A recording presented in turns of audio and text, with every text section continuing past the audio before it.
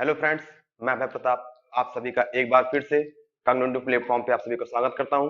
आज हम एक नए टॉपिक के साथ आपके सामने उपस्थित हुए हैं और ये टॉपिक नंबर सिस्टम है, जो कि आपको समझ में आने वाला है और हम आपको टाइम ना वेस्ट करके पूरी बेसिक चीजें बताएंगे पहले, और फिर उसके बाद हम अच्छे क्वेश्चनों पे आते हैं जो एग्जाम के दृष्टिकोण से पूछे जाते हैं। एग्जाम में आने वाले क्वेश्चन है, लेकिन नंबर सिस्टम शुरू करने से पहले हम लोग बेसिक चीजें जानेंगे क्या होते हैं, उनके बारे में जान लेते हैं। नंबर सिस्टम यानी संख्या पद्धति, ठीक है। तो इसके बारे में हमें जानना है, लेकिन नंबर सिस्टम शुरू करने से पहले कुछ बेसिक चीजें हम लोग जानेंगे कि क्या होती हैं, कुछ नंबर्स के बारे में जानेंगे, उसके बाद हम लोग क्वेश्चन पे आते हैं। टॉपिक लेंदी है, लेकिन हम आपको प्रयास करेंगे कि जल्दी जल्दी कम वीडियोस में आपको पूरा टॉपिक अवेलेबल करा दिया जाए, जिससे आपको समझ में आ जाए। तो आगे देखते हैं, नंबर सिस्टम का टॉपिक है। तो यहाँ पे देखिए, सबसे पहले हम लोग जान लेते हैं नंबर्स कौन कौन से होते हैं। देखिए, नेचुरल नंबर। नेचुरल नंबर क्या होता है, बहुत इंपॉर्टेंट है, देखिएगा। यहाँ पे नेचुरल नंबर, जो number 1 2 3 4 and so on infinity तक जाए, वो नेचुरल नंबर है। और एक होल नंबर, नेचुरल नंबर के बाद होल नंबर जानना जरूरी है। तो होल नंबर क्या होता है, जो होल नंबर, देखिए यहाँ पे खुद ही कह रहा, होल नंबर मतलब पूर्ण संख्या। पूर्ण तभी होगी जब सारी संख्याएं एक साथ आ जाएंगी, 1 2 3 4 इंफिनिटी तक जाएंगी, नंबर कभी खत्म नहीं होते, जैसा कि सभी जानते हैं। बस ध्यान दीजिएगा, नेचुरल नंबर 1 से स्टार्ट होता है और होल नंबर 0 से स्टार्ट होता है। होल नंबर में नेचुरल नंबर आ सकती हैं, लेकिन नेचुरल नंबर में होल नंबर नहीं आ सकती, ठीक है। फिर आता है, इसके बाद हम लोग बात करते हैं प्राइम नंबर की। प्राइम नंबर क्या होती है, हम आपको वही चीजें बताएंगे जो आपकी नंबर सिस्टम में पूछी जाएंगी, अनावश्यक चीजें नहीं बताएंगे जिससे आपका टाइम वेस्ट ना हो, केवल काम की चीजें बताई जाएंगी।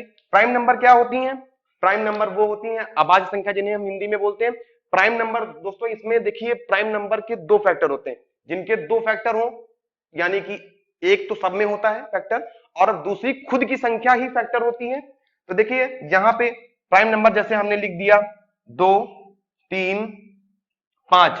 अब इनके फैक्टर अगर हमें करने होंगे तो एक होगा, एक तो सब में होगा, एक की टेबल में सभी चीजें आती हैं।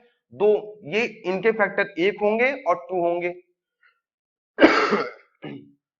देखिए टू जो है, टू को एक भी काट रहा है और टू को टू भी काट रहा है। यहां भी देख सकते हैं, एक से कट रही है, थ्री से कट रही है। यहां पे भी देख रहे हैं, फाइव को एक से कटेगी और फाइव से कटेगी। यानी कि ये कह सकते हैं कि जिनके दो फैक्टर होते हैं उन्हें हम प्राइम नंबर कहते हैं, डिफिनेशन होती है। अब ध्यान दीजिएगा, जैसे पूछा जाए आपसे नंबर 1 क्या ये प्राइम नंबर है, तो हमें ये प्राइम नंबर नहीं कहना है, क्योंकि ये प्राइम नंबर नहीं होता, क्योंकि इसकी डिफिनेशन में, प्राइम नंबर की डिफिनेशन में एक नहीं आता, क्योंकि इनका एक ही फैक्टर होगा, एक, इसके अलावा कोई और नहीं होता। और हमने आपको अभी बताया, जिनके दो फैक्टर होंगे वही प्राइम नंबर होंगे। तो यहाँ पे ध्यान दीजिएगा, प्राइम नंबर कौन सी होंगी, जिनके दो फैक्टर होंगे, यानी कि स्टार्टिंग 2 से होती है। सबसे छोटी प्राइम नंबर, ये कई बार एग्जाम में पूछा गया है, सबसे छोटी प्राइम नंबर कौन सी होगी, 2 होगी।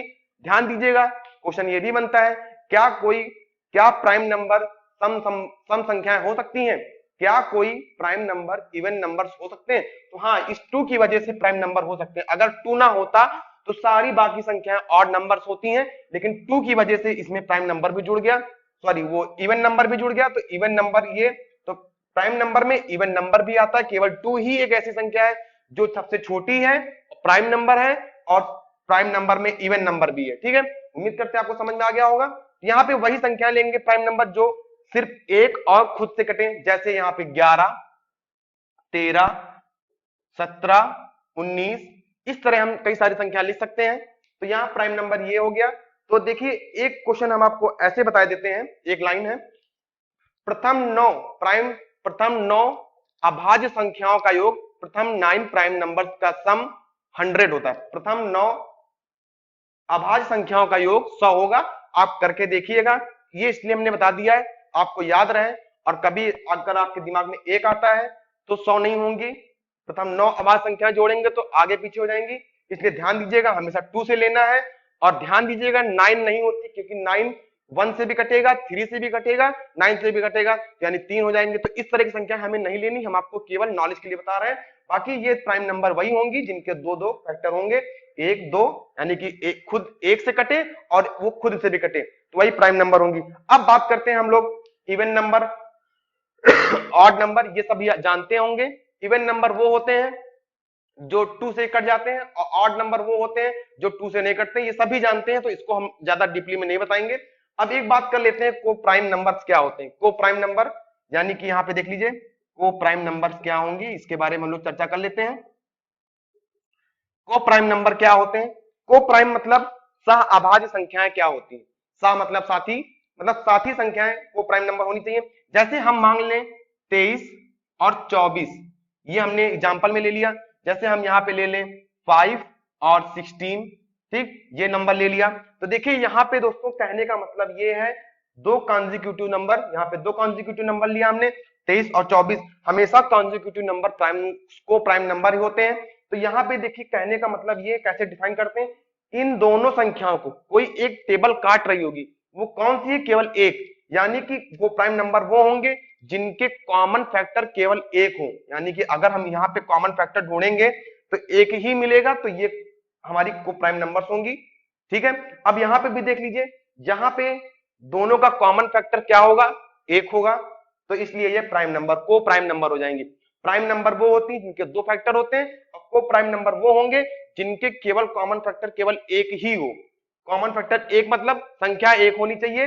तो यानी कि अगर हम यहाँ पे देखेंगे तो दोनों को सिर्फ एक काट रही होगी, दोनों के टेबल में एक ऐसा है जो 23 को भी काट रहा है, 24 को भी काट रहा है। यहाँ पे भी आप देख सकते हैं एक ही है जो दोनों को काट रहा है, इसके अलावा और कोई नहीं है। बहुत सारी संख्याएं हम ले सकते हैं, इस तरह की कई सारी जितनी भी कॉन्जिक्यूटिव नंबर होती है, एक साथ क्रमागत संख्याएं होंगी, वो सारी को प्राइम नंबर ही होती हैं। दो संख्याएं ले लेंगे, कोई भी उठा लेते हैं, कोई भी, जैसे यहाँ पे आप 21 22 ले लीजिए, 21 22, तो ये भी को प्राइम ही नंबर है, आप लोग देख पा रहे होंगे। तो उम्मीद करते हैं आपको समझ में आ गया होगा। अब बात करते हैं अभी हम लोगों ने इवन नंबर ऑड नंबर के बारे में जान लिया, अभी थोड़ी बातें इसके बारे में हम लोग और जानेंगे, डिविजिबिलिटी रूल भी पढ़ेंगे, लेकिन दो बातें और हैं। देखिए एक रेशनल नंबर और इरेशनल नंबर भी होते हैं, उनके बारे में भी जान लेते हैं, फिर हम लोग आते हैं डिविजिबिलिटी रूल पे। कोशिश करेंगे आपको सारी चीजें आज ही प्रोवाइड कर दी जाए जो बेसिक में है, जो एक नंबर में कभी कभी डिफिनेशन में पूछ दी जाती है। जैसे यहाँ पे प्राइम नंबर अभाज्य संख्याएं, सबसे छोटी अभाज्य संख्या दो पूछा गया था, 2018 के पेपर में आया था कि सबसे छोटी सम अभाज्य संख्या कौन होगी। सम अभाज्य संख्या वहां लिखा हुआ था, कई सारी संख्याएं लिखी हुई थी, तो यहाँ पे ये होगा। या फिर ये भी पूछा जा सकता है सबसे छोटी प्राइम नंबर कौन सी होगी, तो सबसे छोटी प्राइम नंबर 2 होगी। ये बहुत ही इंपॉर्टेंट है, ये कई बार पेपर में मिला है, कई बार भी आ चुका है, 2018 वाले पेपर में, टेट वाले पेपर में आया था, तो ध्यान दीजिएगा, इस तरह क्वेश्चन यहाँ पे बन सकते हैं। और बाकी हमने डिफिनेशन के दौरान में आपको बता दिया है। नेचुरल नंबर होल नंबर में आ सकती है, क्योंकि यहाँ पे यहां से लेके स्टार्टिंग तक जो भी है वो नेचुरल नंबर है, बाकी जीरो लग जाता है तो वो होल नंबर बन जाता है। अब बात करते हैं हम लोग, एक इंटीजर भी होता है। इंटीजर मतलब कि हम लोग निगेटिव में पॉजिटिव में कोई भी नंबर ले लेंगे, वो इंटीजर में आती है, इसको हम ज्यादा डीपली में नहीं बताएंगे। आइए देख लेते हैं रेशनल नंबर, कई लोग जानते भी होंगे क्या होती है, तो वो हम बता देते हैं आपको। देखिए आप लोग सभी लोग जान जाएंगे रेशनल नंबर क्या होंगी। रेशनल नंबर वो नंबर्स होते हैं जो p/q के रूप में लिखे जाते हैं, यानी कि हम कभी भी कोई संख्या ले सकते हैं। यानी कि जैसे यहाँ पे 2 लिखी है, तो क्या ये रेशनल नंबर है? हाँ ये रेशनल नंबर है। 2/1 लिखा है, ठीक है। जैसे यहाँ पे हमने 5 लिख दिया, 5/1 होता है, ये भी रेशनल नंबर है, ठीक है। अब यहाँ पे आप -1/2 भी लिख सकते हैं, ये भी रेशनल नंबर है। 4/3 ये भी रेशनल नंबर है। मतलब जो भी p/q के रूप में होगा वो रेशनल नंबर होगा। अब बात करते हैं इरेशनल की।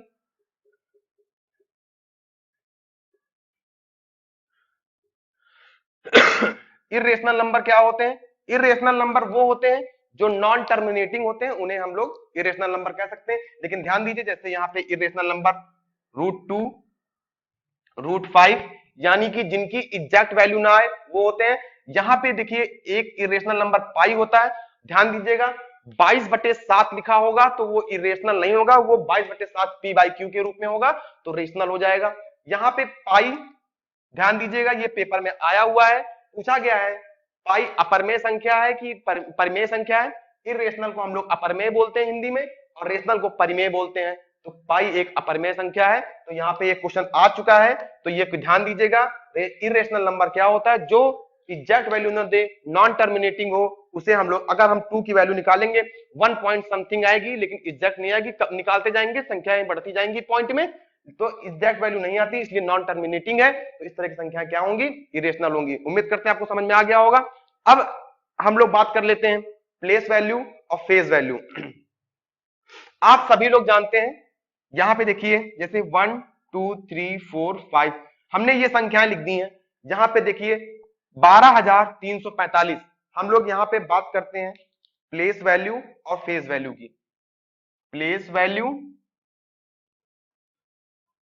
और फेस वैल्यू की। फेस वैल्यू की बात करें या लोकल वैल्यू की बात करें, आपको दोनों चीज मिल सकती है। फेस वैल्यू भी कह सकता है और लोकल वैल्यू भी बोल सकता है। देखिए फेस वैल्यू और लोकल वैल्यू क्या होती हैं।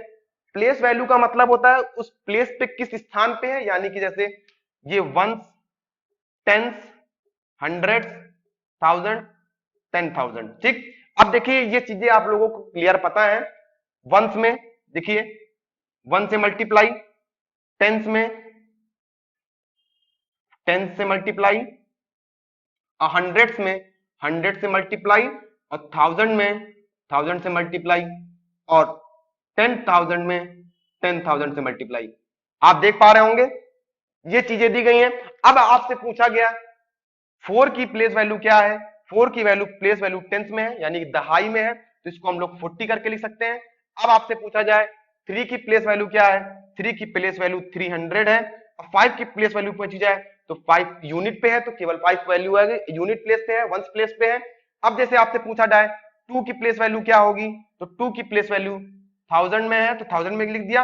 अब पूछा जाए 1 की प्लेस वैल्यू क्या है, तो 1 की प्लेस वैल्यू 10,000 पे है, तो हमने 10,000 लिख दिया। आप अगर इसे ऐड करते हैं तो देखिए आपको वही संख्या फिर से मिल गई। ये देखिए आपने जो लिखा था वही संख्या आपको फिर से मिल गई।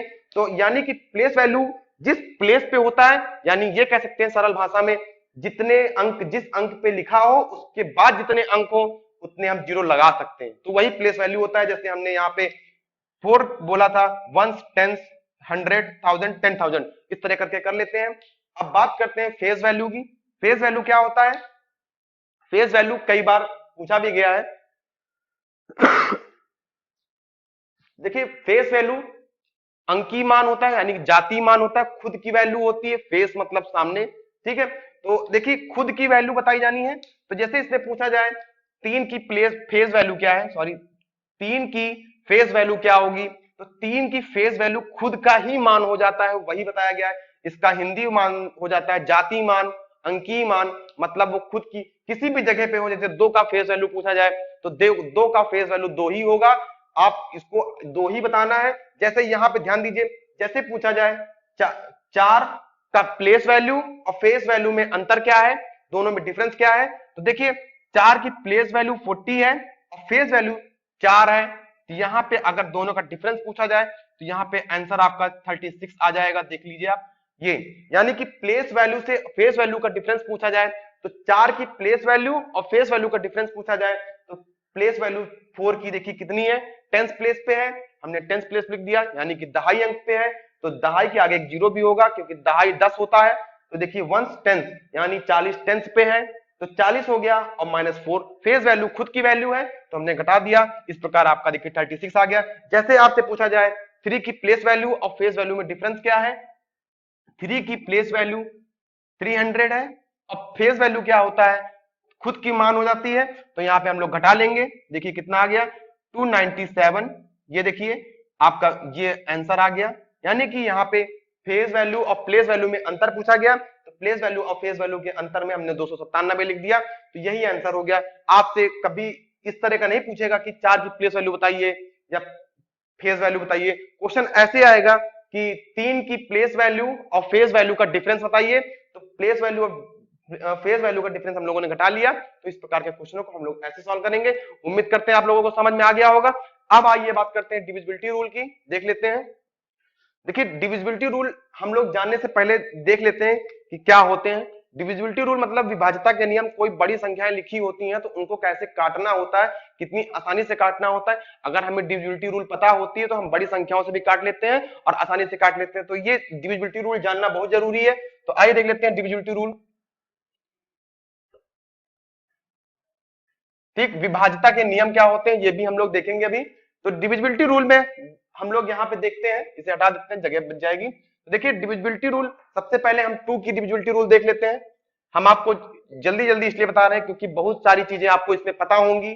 आपको हमको बोर नहीं करना है, आपको सिर्फ वही देना है जो आपको नहीं आता है। पेपर में एग्जाम के कंटेंट से बहुत ही इंपॉर्टेंट होने वाला, वही टॉपिक हम आपको देने वाले। लेकिन हो सकता है किन्हीं लोगों को ना आता हो, कोई लोग भूल गए हो, तो उन लोगों को बताने के लिए हम एक बार रिकॉल करा दे रहे हैं, फिर बाकी टॉपिक पे आते हैं।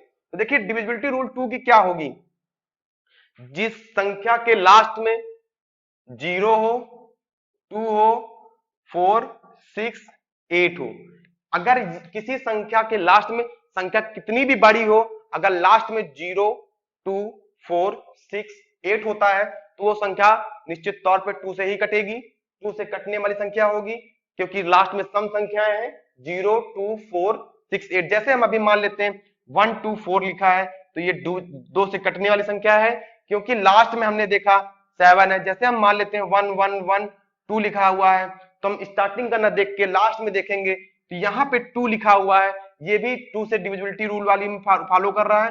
देखिए जैसे ये लिख दिया हमने, लास्ट में 0 है इसलिए 2 से कटेगा। तो उम्मीद करते हैं आपको समझ में आ गया। 2 की डिविजिबिलिटी रूल 0, 2, 4, 8, 6, 8 लास्ट में होनी चाहिए। किसी संख्या के अंत में, किसी संख्या के अंत में यदि 0, 2, 4, 6, 8 है तो वो निश्चित तौर पे 2 से कटेगी, डिविजिबिलिटी रूल को फॉलो करेगी। ठीक है, 3 की डिविजिबिलिटी रूल हम लोग देखते हैं कैसे करते हैं। 3 की डिविजिबिलिटी रूल दोस्तों यहाँ पे बहुत ही आसान है, जो भी आपको आ जाएगी। आइए देखते हैं, हेडिंग डाल देते हैं जिससे कोई नया जुड़े तो उसको समझ में आ जाए।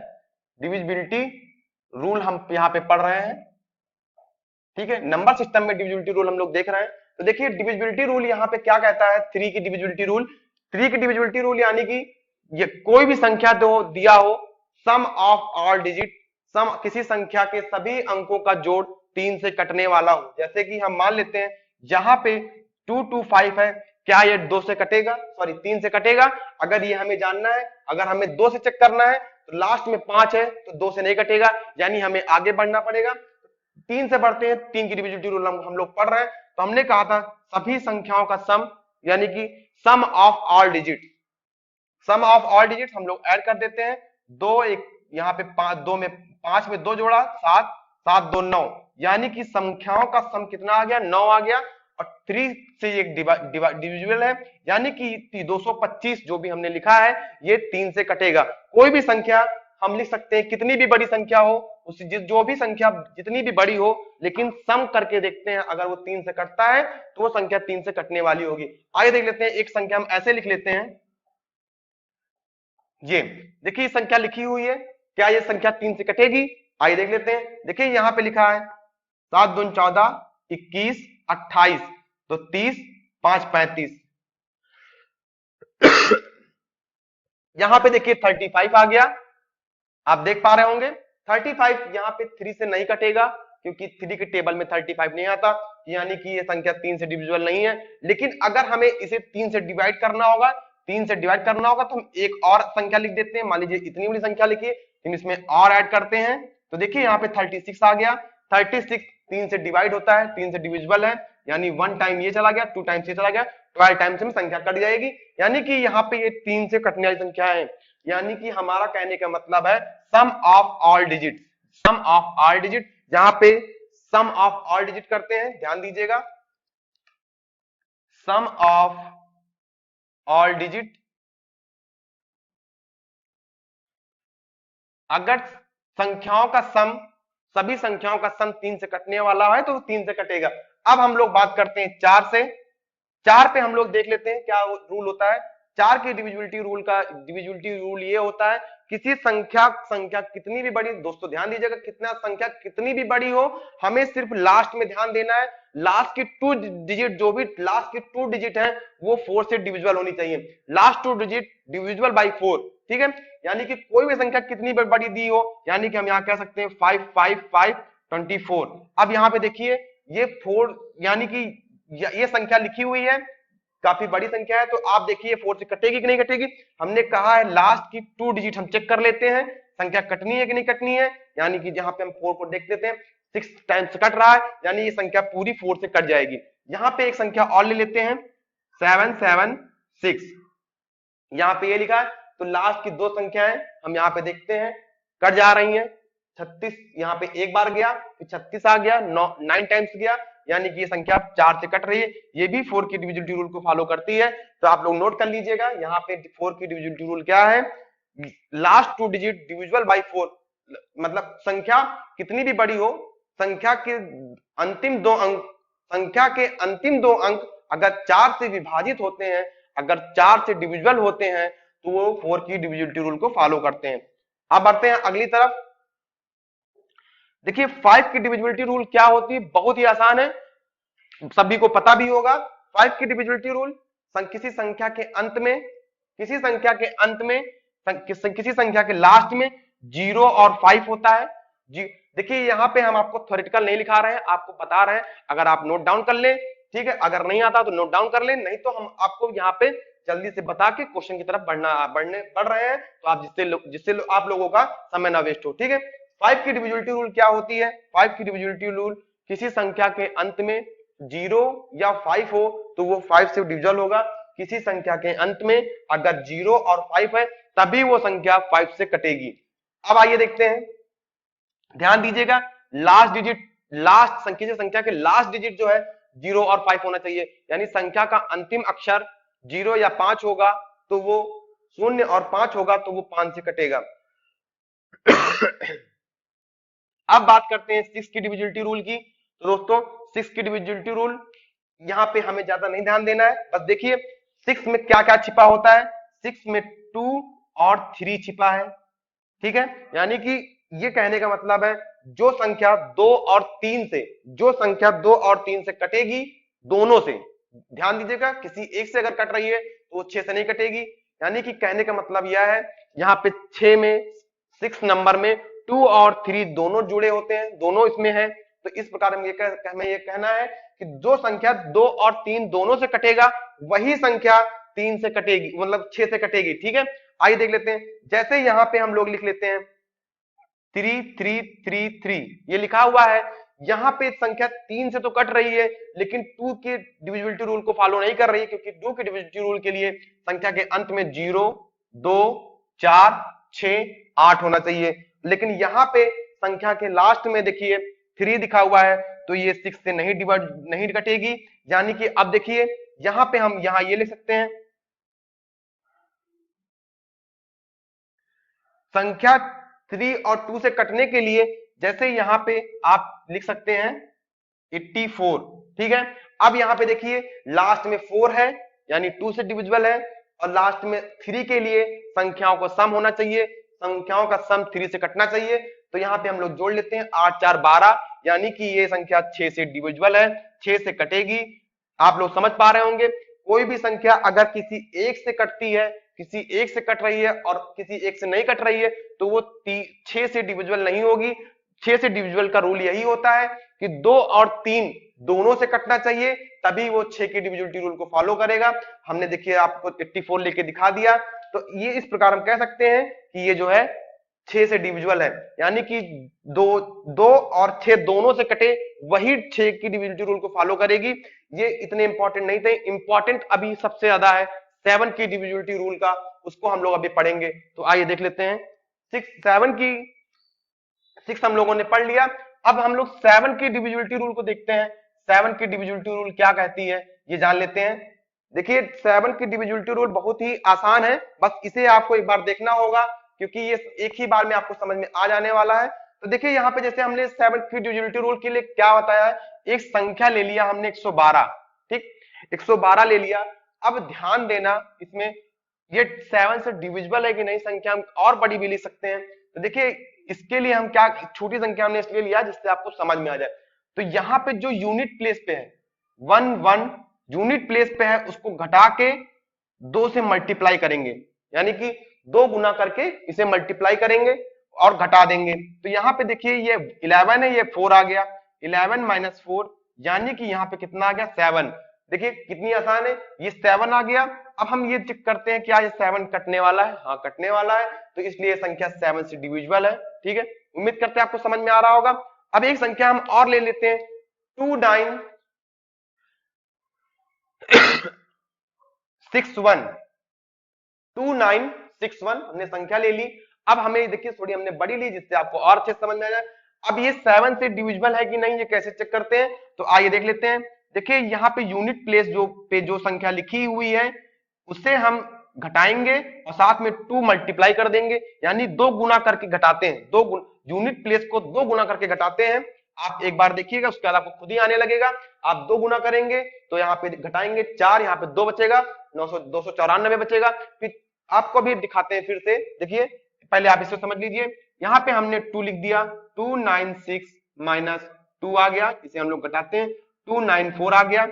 ठीक है, अभी भी संख्या बड़ी है, यानी कि यूनिट प्लेस पे अब 294 बचा है। यूनिट प्लेस पे जो संख्या लिखी है उसे हम 2 गुना करके घटाते हैं, 2 गुना करते हैं और घटा देंगे, यानी कि 29 माइनस 8, यानी कि यहाँ पे कितना आ गया, 21 आ गया। 21 7 से कटता है, यानी कि ये संख्या जो भी दी गई है 7 की डिविजिबिलिटी रूल को फॉलो करती है। ठीक है, देखिए कैसे हम लोग बहुत जल्दी करेंगे ये देख लेते हैं। जैसे संख्या बड़ी दी हुई है, यूनिट प्लेस को हम लोग 2 गुना करके घटा देंगे, यानी कि हमने डबल किया, 2 यहाँ पे घटाया, 294 आ गया। फिर 94 में 4 आया, 4 को दुगना किया, 9 से घटाया 1 आ गया, यानी कि 21 बचा। 21 जो है 7 से डिविजिबल है, इसकी संख्या भी डिविजिबल हो जाएगी। यहाँ पे देखते हैं, इसको हमने डबल किया 4, हमने 11 से घटाया 7 आया, कट गया। आप एक दो संख्याओं पे प्रैक्टिस करेंगे, आपको खुद ही आने लगेगा। इस प्रकार की संख्याओं को हम लोग ऐसे डिविजन करेंगे। 7 वाली डिविजिबिलिटी रूल आपको ये समझ लीजिए, क्योंकि बहुत ही आसान है, ज्यादातर हमें ये मिलती नहीं है, लेकिन हमने आपको बता दिया, आपको आ गया होगा। ठीक है, अब जैसे एक संख्या हम और ले लेते हैं, कोई बड़ी संख्या ले लेते हैं जिससे आपको समझ में आ जाए। जैसे यहाँ पे हम ले लेते हैं 5299। अब ध्यान दीजिएगा, ये देखिए हमने कहा था जो यूनिट प्लेस पे हो उसको डबल करके घटाते हैं, यानी कि 9 इंटू 2 घटाएंगे तो 18 हो जाएगा। देखिए इधर 18 घटेगा।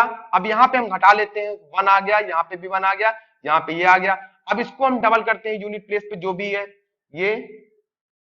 अब यहाँ पे देखिए 51 से 2 घटेगा, यहाँ पे कितना आ जाएगा दोस्तों, 49 आ जाएगा। देखिए 49 7 से डिविजिबल है, यानी कि आप देख पा रहे होंगे 49 7 से डिविजिबल है, तो ये 7 से कटने वाली संख्या है। तो आप लोगों को समझ में आ गया होगा, आसानी से आप कर सकते हैं। यूनिट प्लेस को डबल करेंगे, फिर घटाएंगे, फिर जो बचेगा उस यूनिट प्लेस को डबल करेंगे, फिर घटाएंगे, फिर आपको संख्या जो भी मिलेगी आप उसे चेक कर सकते हैं 7 से डिविजिबल है कि नहीं। तो आप इस प्रकार देख सकते हैं 7 की डिविजिबल है। आइए बढ़ते हैं अगले डिविजिबिलिटी रूल की तरफ। आइए देख लेते हैं 8 की डिविजिबिलिटी रूल क्या होती है। अभी हम लोगों ने 4 की डिविजिबिलिटी रूल पढ़ी थी, हम लोगों ने 4 की डिविजिबिलिटी रूल पढ़ी थी, बस उसी तरह ये भी है। ये 8 है तो 8 के लिए क्या करेंगे, लास्ट 3 डिजिट। 4 के लिए क्या था, लास्ट 2 डिजिट, यहां पे लास्ट 3 डिजिट।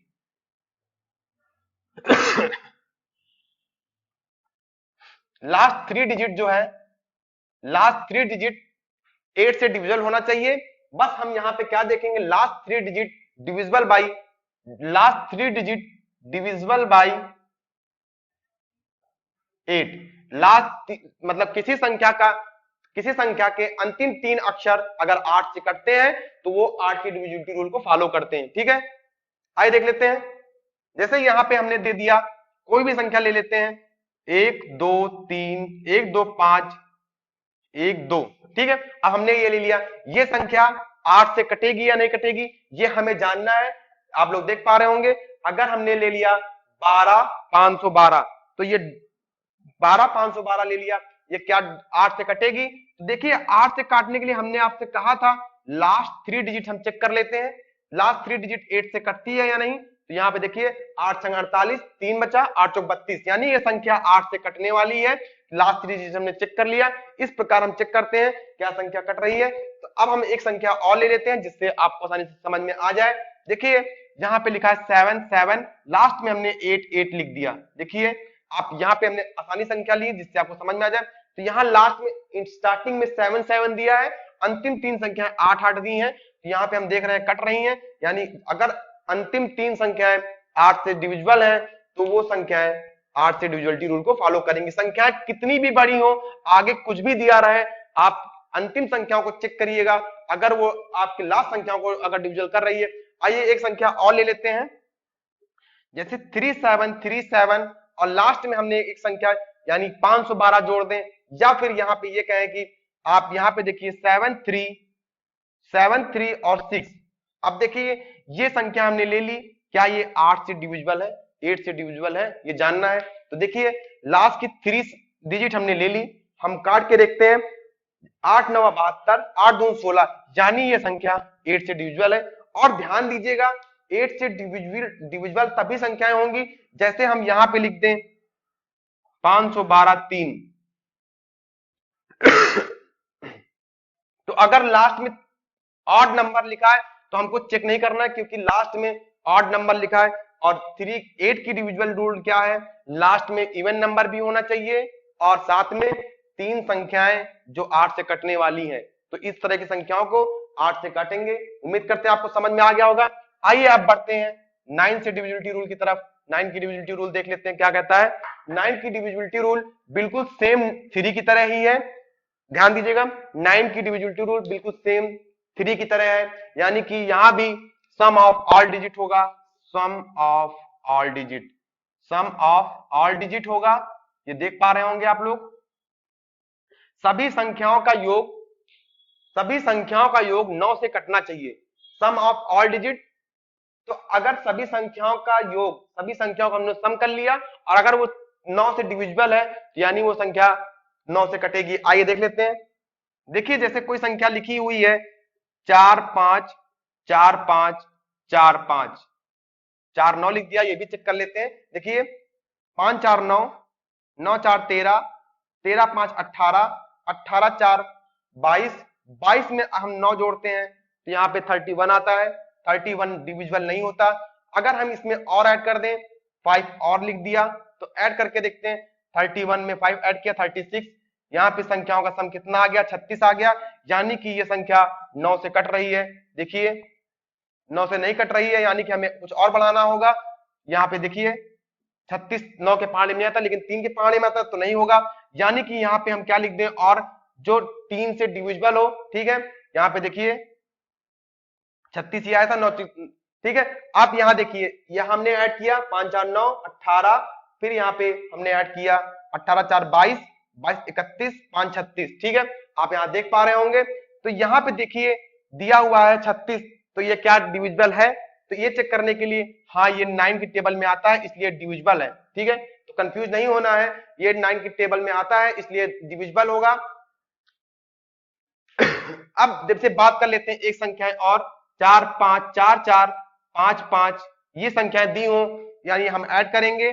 देखिए 5 4 9, 5 4 9, 9 दूनी 18, ये संख्या 9 से कटने वाली है यानी ये संख्या जो है 9 की डिविजिबल होगी। यानी कहने का मतलब ये है सभी संख्याओं का सम अगर 9 से कट रहा है, सम किसी संख्या का सम अगर 9 से डिविजिबल है तो वो संख्या 9 से कटेगी।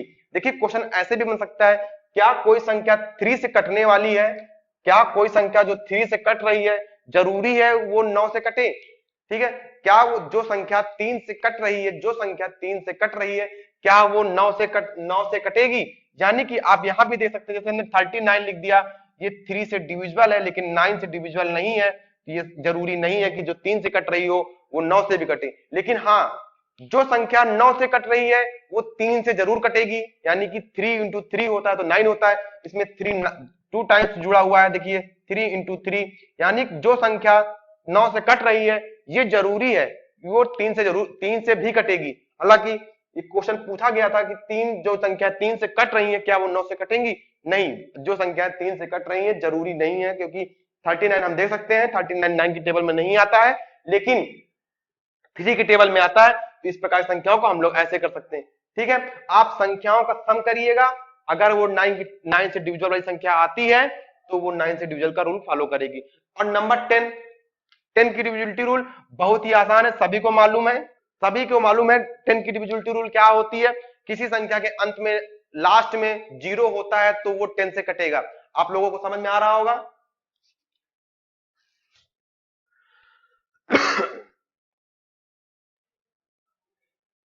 हाँ 10 की डिविजिबिलिटी रूल देखिए क्या है। 10 की डिविजिबिलिटी रूल किसी संख्या के लास्ट में अगर 0 आता है तो वो 10 से कटेगा। यानी कि हम कोई भी संख्या ले सकते हैं 1 2 0 300, मतलब कोई भी 0 संख्या ले सकते हैं वो 10 से कट सकता है, लास्ट में 0 होना चाहिए। बहुत आसान है, इस पे ज्यादा टाइम नहीं वेस्ट करेंगे। आइए देखते हैं 11 की। कोई भी संख्या हम ले लें, सम स्थानों की संख्याएं और विषम स्थानों की संख्याएं का अंतर जो है वो या तो 0 हो या फिर 11 की डिविजिबिलिटी वाली हो, 11 के गुणज वाली हो, वो संख्याएं सभी जो है 11 से कटेंगी। जैसे हम यहाँ पे एक संख्या ले लेते हैं 9174, छोटी संख्या है, आपको समझाने के लिए लिया है। देखिए क्या है, जैसे ये संख्या दी है तो क्या ये 11 से कटेगी? तो देखिए सम स्थानों की संख्याएं कौन सी हो गई? 2 वाली प्लेस पे और 4 वाली प्लेस पे, और विषम स्थानों पे 1 और 3 वाली प्लेस पे, यानी कि 1 2 3 4 ये प्लेस दी है। सम स्थान यानी कि इवन प्लेस वाली ये हो गई, ऑड प्लेस वाली ये हो गई। ठीक है, आप देख पा रहे होंगे ये ऑड प्लेस वाली है, ये ऑड प्लेस पे है, और ये वाली दोनों इवन प्लेस पे है। आप देख पा रहे होंगे ये इवन प्लेस पे है और ये दोनों ऑड प्लेस पे है। ठीक है, तो अब देखिए हम यहाँ पे जोड़ लेते हैं 9 7 16 5 4 1 5।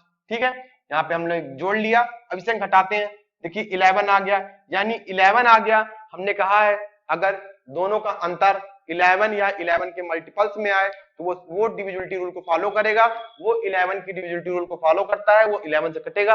आइए एक संख्या और लेके हम समझने का प्रयास करते हैं। जैसे लिखा हुआ है 28 37 12,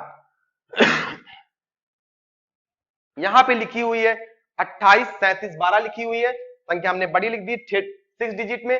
अब इसे देख लेते हैं, देखिए ये प्लेस 1 3 5, यहां पे हम ऐड करते हैं 9, 2 में 7 ऐड किया 9, 9 और 8 17 17। अब इसे ऐड कर लेते हैं 3 2 5 1 6 घटा लेते हैं, यानी कि यहाँ पे देखिए 11 आ गया, यानी कि ये डिविजिबिलिटी रूल को फॉलो कर रही है। 11 यहाँ पे देखिए 11 जो है 11 से 11 के डिविजिबिलिटी रूल को फॉलो कर रही। हमने कहा था यहाँ पे 11 के मल्टीपल्स आएंगे, वो सभी संख्याएं 11 के डिविजिबिलिटी रूल को फॉलो करेंगी। आइए एक संख्या और लिख लेते हैं, देखिए 2 3 4 5 6 7, ये हमने लिख दिया 6 डिजिट की है। इसे करके देखते हैं, यहाँ पे ऐड करते हैं इसको 7 5 12 12 3 15 15 आ गया। इसको ऐड करते हैं 6 6 6 12, ठीक 12 यहाँ पे घटाते हैं, यहाँ पे 3 आ गया। देखिए ना यहाँ पे ना तो 0 आया है ना 11 का मल्टीपल्स आया है, यानी ये संख्या 3 की डिविजिबिलिटी रूल को फॉलो नहीं, 11 की डिविजिबिलिटी रूल को फॉलो नहीं करती है। हमने कहा था 11 की डिविजिबिलिटी रूल को फॉलो करने के लिए जहां पे 0 या 11 के मल्टीपल्स होने चाहिए, तो इस तरह की संख्याएं 11 से डिविजिबल होंगी। तो यहाँ पे देखिए दोनों चीजें नहीं हो रही हैं, इस स्थिति में ये 11 की डिविजिबिलिटी रूल को फॉलो नहीं करती है। ठीक है, उम्मीद करते हैं आपको समझ में आ गया होगा। How to find number of zeros, ठीक, how to find number of zeros कैसे करेंगे इसे हम लोग देख लेते हैं। ठीक, कैसे नंबर ऑफ जीरोस को फाइंड करते हैं। किसी संख्या में अगर हमें मल्टीप्लाई करना हो तो कैसे हम लोग फाइंड करेंगे कि जैसे कोई संख्या मल्टीपल्स में खूब सारी दी हो और हमें पूछा जाए कि इन संख्याओं के लास्ट में कितने जीरो आएंगे, ये हमें पता करना हो तो कैसे पता करेंगे, ये हमें अब जानना है। तो आइए देखते हैं, बस विद इन सेकंड में हम लोग एक बार देखेंगे, उसके बाद आपको मेथड पता चल जाएगा, उसके बाद हम लोग विद इन सेकंड में आंसर कर सकते हैं। आइए देख लेते हैं क्या कहते हैं कि जीरो कहां से आता है, ये देख लेते हैं। जैसे हम एक बार ये देख लेते हैं फैक्टोरियल 6, इसका मतलब ये होता है 1 2 3 4 5 और 6, यानी फैक्टोरियल 6 का मतलब होता है कि किसी संख्या का गुणा 1 से लेके 6 तक हो, यानी हम फैक्टोरियल 100 कर दें, फैक्टोरियल 100 कर दें, इसका मतलब ये होता है कि संख्या का गुणा 100 तक होना है। फिर वो जिसमें पूछा जाएगा कि कितने जीरोज आएंगे, तो इस तरह की संख्या अगर दी रहे हैं तो कैसे करते हैं हम लोग। यहाँ पे ये देखते हैं जीरो कौन कौन देता है, जैसे हमने यहाँ पे मल्टीप्लाई किया, किसी भी संख्या से गुणा करेंगे तो जीरो तभी आएगा जब 5 का मल्टीप्लाई 2 से होगा, तभी जीरो आएगा।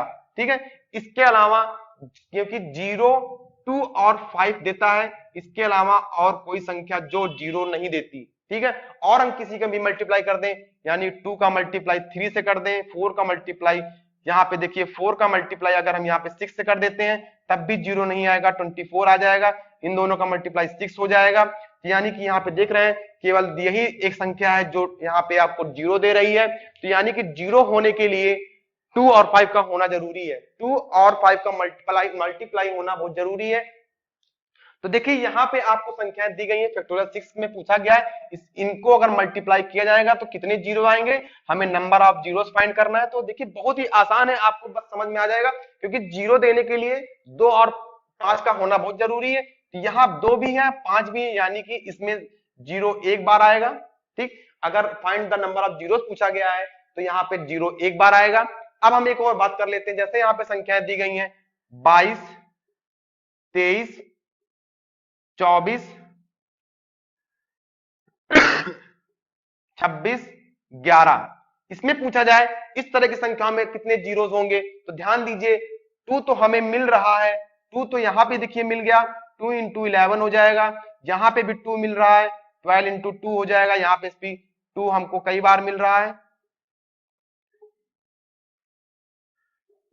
ठीक है, यहाँ पे 2 तो हमको मिल रहा है, यहाँ भी 2 मिल रहा है, देखिए 2 इंटू 13, लेकिन यहाँ इस पूरे सीरीज में हमको, इस पूरे मल्टीप्लिकेशन में हमको कहीं पे भी 5 नहीं मिल रहा है, यानी पे यहाँ पे जीरो नहीं आएगी। अगर 2 हमें मिल रहा है 5 नहीं मिल रहा है, तो यहाँ इस तरह संख्याओं में 5 नहीं मिला है तो हमें जीरो नहीं होगा, क्योंकि 5 और 2 का मल्टीप्लाई ही जीरो देता है, इनका मल्टीप्लाई ही जीरो देता है। तो यहाँ पे देख लीजिए इसका मल्टीप्लाई करने पे ही जीरो आता है, यहाँ पे हमको 5 नहीं मिला, इसलिए इन संख्याओं के मल्टीपल्स में कभी भी जीरो नहीं आएगा। उम्मीद करते हैं आपको समझ में आ रहा होगा। आइए देखते हैं कैसे हम लोग, इस तरह हमें नहीं करना है, क्योंकि हमें वहां पे एग्जाम इतना टाइम नहीं होता कि सभी संख्याओं को हम मल्टीप्लाई खोल के करें। तो देखिए जैसे हमने आपसे पूछ लिया 100 दे दिया, फैक्टोरियल 100 दिया है, देखिए क्वेश्चन आपको दिया गया है 100 फैक्टोरियल 100, इस फैक्टोरियल 100 में कितने जीरो होंगे। फैक्टोरियल 100 का मतलब ये होता है 1 मल्टीप्लाई 2 मल्टीप्लाई 3 मल्टीप्लाई 4 मल्टीप्लाई, यहां तक 100 तक हमें मल्टीप्लाई करना है। अब इतना टाइम हमारे पास नहीं होगा कि हम सभी संख्याओं को खोल के मल्टीप्लाई करें और उसमें चेक करें कि कितने 5 और कितने 2 होंगे। तो देखिए यहाँ पे आप ये चीज लेकिन देख सकते हैं, आसानी से करने के लिए हमने 100 लिख दिया, और यहाँ पे अब देखिए हमने आपको कहा था कि जीरो लाने के लिए 5 होना बहुत जरूरी है, तो हम यहाँ पे 2 से ना करके 5 से करेंगे। ध्यान दीजिएगा जैसे हम लोग एलसीएम लेते थे, गुणनखंड विधि से निकालते थे, इस तरह हम लोग करते थे, लेकिन यहाँ पे अगर हम 5 से करेंगे तभी हमको आंसर मिलेगा। तो देखिए यहाँ पे हमने 5 से डिवाइड किया, कितनी बार जा रहा है, 2 टाइम्स गया और जीरो चला गया, ठीक है 20 टाइम्स पूरा पूरा कटा। फिर उसके बाद तब तक करेंगे जब तक यहाँ पे रिमाइंडर 5 से छोटा ना आ जाए।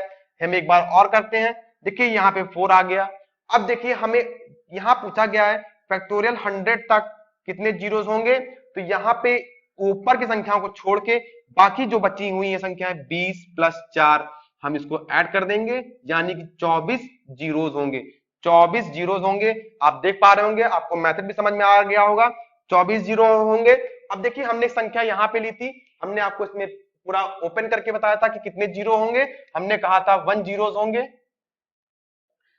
आप देख पा रहे होंगे यहाँ पे हमने एक जीरोस बताया था। तो कैसे देखिए इस मेथड से हम फिल्स करके दिखाते हैं, हम जीरोस के लिए 5 से ही करेंगे, जीरोस के लिए 5 से डिवाइड करेंगे, 1 टाइम पूरा पूरा चला गया, यानी कि यहाँ पे नंबर ऑफ जीरोस कितने होंगे, 1 जीरोस होंगे। जो भी संख्या नीचे आ जाएगी उसी को हम बताएंगे 1 जीरोस। आपको समझ में आ गया होगा। आइए एक संख्या और ले लेते हैं, जैसे यहाँ पे आपको दे दिया जाए 43, देखिए जैसे आपको दे दिया जाए 43, कोई भी संख्या ले सकते हैं, कितनी भी बड़ी संख्या ले सकते हैं, आप मल्टीप्लाई में भी ले सकते हैं, आप लोगों को अभी आने लगेगा। देखिए जैसे हमने लिख दिया 43 फैक्टोरियल में, इसमें कितने नंबर ऑफ जीरोस होंगे, तो 43 को लिखेंगे और 5 से डिवाइड करेंगे, हमने डिवाइड किया 8 टाइम्स गया, अभी भी 5 से कटेगा, हमने फिर यहाँ पे डिवाइड किया, यहाँ पे देखिए आपका कितना बच गया, 3 बच गया, आप देख पा रहे होंगे 8 टाइम्स गया, यहाँ सॉरी यहाँ पे 1 टाइम्स गया, आप यहाँ पे देख पा रहे होंगे कितने नंबर ऑफ जीरोस होंगे, तो हमें इन्हीं दोनों को ऐड कर देना है, यहाँ पे नंबर ऑफ जीरोस 9 हो जाएंगे, ठीक है नंबर ऑफ जीरोस 9 जीरोस होंगे। आप देख पा रहे होंगे जो भी लास्ट में बच रहा है, जितने टाइम्स जा रहा है उसी को लिख रहा है। इस प्रकार हम जब भी लिखेंगे जितने टाइम्स जाएगा उसे लिखेंगे, ध्यान दीजिएगा रिमाइंडर नहीं लिखना है, जितने टाइम्स जाएगा पूरा पूरा उसी को लिखना है। तो यहाँ पे देखिए कितना आ गया, 9 आ गया। तो इस प्रकार की संख्याओं को हम लोग ऐसे करेंगे। आइए बढ़ते हैं अगले क्वेश्चन की तरफ। देखिए अगला क्वेश्चन यहाँ पे है 173, हम अगर ले लेते हैं 173, फैक्टोरियल 173 दिया हुआ है, इसमें कितने नंबर जो अब नंबर ऑफ जीरोस होंगे, तो इसे हमें फाइंड करना है। देखिए हमने कहा था 173 और इसे हम 5 से डिवाइड करते हैं, देख लेते हैं कितनी बार जाता है। 3 टाइम्स गया, फिर यहाँ पे 2 इधर गया, 4 आ गया, फिर एक बार और ले जाएंगे, देखते हैं। देखिए 6 टाइम चला गया, फिर एक बार और जाएगा। ठीक, अब हमको बताना है कितने नंबर ऑफ जीरोस होंगे। तो दोस्तों ऊपर वाली संख्या को छोड़ के बाकी जितनी संख्याएं बच रही उनको ले लेंगे। 34, 6 प्लस 1, इसको ऐड करेंगे तो यहाँ पे 41 आ जाएगा। कितने जीरोस हो जाएंगे? 41 जीरोस हो जाएंगे। अगर इस संख्या को हम ओपन करके मल्टीप्लाई करेंगे तो हमें 41 जीरोस मिल जाएंगे। उम्मीद करते हैं आपको समझ में आ रहा होगा। इस प्रकार की संख्याओं को हम लोग बिल्कुल ऐसे ही करेंगे। आइए एक संख्या और देख लेते हैं। जैसे आपको कोई भी संख्याएं आपको एक सीरीज में दे दी जाए मल्टीप्लाई करने के लिए, उसमें कैसे नंबर ऑफ जीरोस फाइंड करते हैं, तो वो देख लेते हैं। जैसे एक क्वेश्चन आपको दिया गया 143 फैक्टोरियल में मल्टीप्लाई, देखिए इसका भी मल्टीप्लाई है, साथ में दिया गया है 348 मल्टीप्लाई 348 फैक्टोरियल में, फिर इंटू 17 फैक्टोरियल में दिया गया है। अब इसमें पूछा जाएगा कितने जीरोस होंगे। तो इस तरह के क्वेश्चन अगर आपके सामने है तो आप विद इन सेकंड आंसर कर सकते हैं। देखिए अभी हमने अलग अलग बताया था कि कैसे करते हैं। 143 को हम लोग 5 से डिवाइड करेंगे, तो देखिए यहाँ पे 2 टाइम्स गया, यहाँ पे 8 टाइम्स चला गया, फिर हम लोग यहाँ पे करते हैं, यहाँ पे हम लोग करके देखते हैं 5 टाइम्स गया, फिर हम एक बार और चला जाएगा। तो यानी कि यहाँ पे हम लोग देख लें कितना होता है। यहाँ पे 28 प्लस 5, ठीक है, यहाँ पे 28 प्लस 5 प्लस 1, इसको ऐड करते हैं तो देखिए 28 5 33 और एक 34, यहाँ पे आप देख पा रहे होंगे 34, यहाँ पे आप देख पा रहे होंगे 34 जीरोस, यहाँ पे 34 जीरोस। अगर यही संख्या हम यहाँ पे और बड़ी कर दें, ये अभी छोटी संख्या है जिससे आपको आसानी से पता चल रही होंगी, यहाँ पे हम संख्या और बड़ी करे दे रहे हैं जिससे आपको बड़ी संख्याओं में हम समझा दें, छोटी संख्याएं आपसे हो जाएंगी। देखिए ठीक है, देखिए हमने यहाँ पे एक बड़ी संख्या और ले ली 43 और यहाँ से हम 5 से फिर डिवाइड करते हैं। छोटी संख्या आप लोगों को हमने अभी एग्जाम्पल में समझा दिया था, अब हम बड़ी संख्या में समझाने का प्रयास कर रहे हैं। देखिए 2 टाइम्स चला गया पूरा पूरा, फिर यहाँ पे देखिए 2 टाइम्स फिर जाएगा, फिर 8 आ गया, फिर हम यहाँ पे 5 से करते हैं 4 टाइम्स और 5 टाइम चला गया, ठीक है। फिर और करके देखते हैं 9 टाइम्स, अभी भी जाने वाला है, तो देखिए हम लोग कर देते हैं, एक बार चला गया। अब यहाँ पे इन सभी संख्याओं को हम ऐड कर लेंगे, 28 प्लस 45 प्लस 9 प्लस 1, ठीक है। अब देखिए इसे ऐड करते हैं, ऐड करने देखिए कितना आता है, 9 एक 10, 10 5 15, 15 में ऐड 8 ऐड करेंगे 3 आ गया। अब यहाँ पे 6 7 8 और यहाँ पे 2, 283, यानी कि इसमें कितने जीरो होंगे, 283 जीरोस होंगे। अब यहाँ पे मल्टीप्लाई दिया गया है, यहाँ पे देखते हैं 348 में कितने जीरोस होंगे, इसे हम 5 से फिर डिवाइड करते हैं, यहाँ पे डिवाइड करके देख लेते हैं कितना आता है। 9 टाइम्स गया, ये 1 टाइम, इधर 19 हो गया 3 टाइम्स, फिर यहाँ पे 2 से, ठीक है। अब देखिए यहाँ पे और नहीं जाएगा, हम इनका ऐड कर लेंगे, इनका ऐड करना है तो देखिए कितना आता है, 9 3 12, 12 3 12 2 12 2 14, एक और ऐड कर दिया 14, एक 7 एक 8, 84 हो गया। आप लोग देख पा रहे होंगे, अगर हमने 348 को किया तो यहाँ पे ये आ गया 84, अगर हम 384 को करते हैं तो इसमें इतने जीरोस आ जाएंगे। अब आगे देखिए 17 बचा है, 17 छोटी संख्या है, आप आसानी से कर सकते हैं। 5 को किया 3 बार गया, यानी कि केवल 3 जीरोस आ जाएंगे, 3 टाइम्स चला गया यानी कि 3 जीरोस यहाँ पे आ जाएंगे। आप देख पा रहे होंगे 3 जीरोस आ गए। अब यहाँ पे पूछा जाएगा इन संख्याओं के मल्टीपल्स में फैक्टोरियल में संख्याएं दी गई हैं, ये क्वेश्चन आपका था, इसमें पूछा गया है कितने जीरोस आएंगे, तो आप इन सभी को जोड़ देंगे, ठीक। 283 प्लस 84 प्लस 3, इनको अगर हम जोड़ते हैं, यहाँ पे देखिए कितने जीरोस आते हैं, 4 3 7 3 10 और यहाँ पे 9 9 17 7 1, यहाँ पे 3, 370 जीरोस होंगे, ठीक है, 317 जीरोस होंगे। उम्मीद करते हैं आपको समझ में आ गया होगा। अभी हमने आपको इंडिविजुअली बताया था और साथ में अभी मल्टीप्लाई करके हमने बता दिया कि संख्याएं अगर बड़ी से बड़ी भी पूछी जाए, कितनी भी बड़ी पूछी जाए, आप आसानी से कर सकते हैं। और यहाँ पे अगर आपको डाउट हो रहा हो, यहाँ पे मल्टीप्लाई लगा है, यहाँ पे हमने ऐड क्यों किया, तो आप देखिए, इसको हटा देते हैं तो फिर हम आपको यहाँ समझाने का प्रयास करते हैं। देखिए यहाँ पे हमने, यहाँ क्वेश्चन में आपको मल्टीप्लाई दिया गया है हमने ऐड क्यों किया है ये देखना है। तो देखिए जब भी आपको यहाँ पे 100 मल्टीप्लाई 10 या फिर 100 मल्टीप्लाई ये दिया होता है तो इसमें नंबर ऑफ जीरोस पूछा जाएगा कितने आएंगे लास्ट में। तो हम लोग जानते हैं मल्टीप्लाई करने पर 1 2 3 4 5 इस तरह हम लोग काउंट कर लेते हैं, यानी कि जितने भी जीरोस होंगे उन्हें हम काउंट कर लेंगे। तो यहाँ पे लास्ट में 5 जीरोस होते हैं, यानी कि ये आप इस तरह करते हैं, मल्टीप्लाई करने पर जितने जीरोस होते हैं सभी जीरोस को एक साथ लिख देते हैं। देखिए हमने अभी वही काम किया है, 3 2 5 जीरो लिख दिया, यानी सभी जीरोस को हम लोगों ने ऐड किया। यानी कि इस संख्या को अगर मल्टीप्लाई करेंगे तो 283 जीरोस आएंगे, आगे कुछ संख्याएं होंगी, फिर इसको भी हम लोग देखेंगे कुछ 84 जीरोस होंगे, आगे कुछ संख्याएं होंगी तो लेकिन संख्याओं का मल्टीप्लाई होता रहेगा, उससे हमें नहीं मतलब है, हमसे नंबर ऑफ जीरोस पूछा गया। तो लास्ट में 370 जीरोस होंगे। आप लोगों को आसानी से समझ में आ गया होगा। इस प्रकार के इस क्वेश्चनों को हम लोग ऐसे ही सॉल्व करेंगे, उम्मीद करते हैं आपको समझ में आ गया होगा। तो कोई भी संख्या अगर आपको दी रहे, इंडिविजुअली दी रहे या फिर एक साथ दी रहे, आप लोग इसी मेथड से करिएगा। और ध्यान दीजिएगा जीरोस के लिए 2 और 5 का मल्टीप्लाई होना बहुत जरूरी है, तभी जीरोस आएगा। जैसे एक संख्या हम यहाँ पे ले लेते हैं 4 मल्टीप्लाई 23 मल्टीप्लाई 27 मल्टीप्लाई 25, जहां पे ये दिया गया है, या फिर हम यहाँ पे 14 की जगह पे लिख लेते हैं 8 लिख लें, तो नंबर ऑफ जीरोस कितने होंगे ये बताना है। तो ध्यान दीजिएगा यहाँ पे 2 के नंबर्स 3 टाइम्स हैं, 2 के नंबर्स 3 टाइम्स हैं, और 5 यहाँ पे 2 टाइम्स है, 5 इंटू 5 है, यहाँ पे देख पा रहे होंगे आप 5 इंटू 5 है। तो देखिए जो संख्या कम है यहाँ पे 5 2 टाइम्स है, बाकी 2 यहाँ पे ज्यादा है, 2 और भी हो जाए तो कोई दिक्कत नहीं है। यहाँ पे तो पूछा जाए नंबर ऑफ जीरोस कितने हैं, जिसकी संख्या कम हो, यानी 2 और 5 में ही हमें देखना है, 2 और 5 में ही देखना है। अगर 2 कम होता है तो हम 2 को काउंट करेंगे, अगर 5 कम है तो हम 5 को कम काउंट करेंगे। यहाँ पे आपका 5 कम है, यानी कि 5 यहाँ पे 2 है, तो यहाँ पे ये 5 इससे मल्टीप्लाई होगा, एक इससे मल्टीप्लाई होगा, यानी कि यहाँ पे 2 जीरोस होंगे, आप देख पा रहे होंगे 2 जीरोस होंगे। तो इस प्रकार हम लोग काउंट करेंगे, कितनी भी बड़ी सीरीज दी रहे, कितना भी आपको दिया रहे, यानी यहाँ पे 625 अगर हम कर देते, यहाँ पे 5 की संख्या ज्यादा हो जाती, तो यहाँ पे हम बता देते, जैसे कि हम यहाँ पे ये लिख दें 23 इंटू 27 इंटू 625।